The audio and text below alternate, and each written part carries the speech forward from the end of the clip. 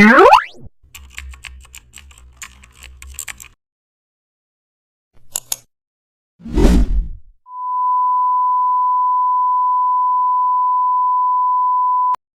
back to the channel, and don't forget to like, share and subscribe for more updates.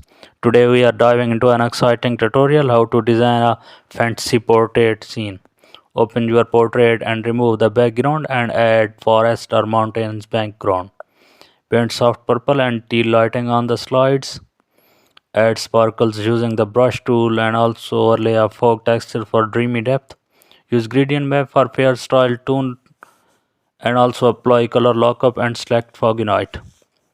And add wings, particles or glowing lights. No duplicate layers and blur background slightly. And paint highlights on eyes and cheeks. Adjust curves for contrast and also add floating dust for ethereal look and merge layers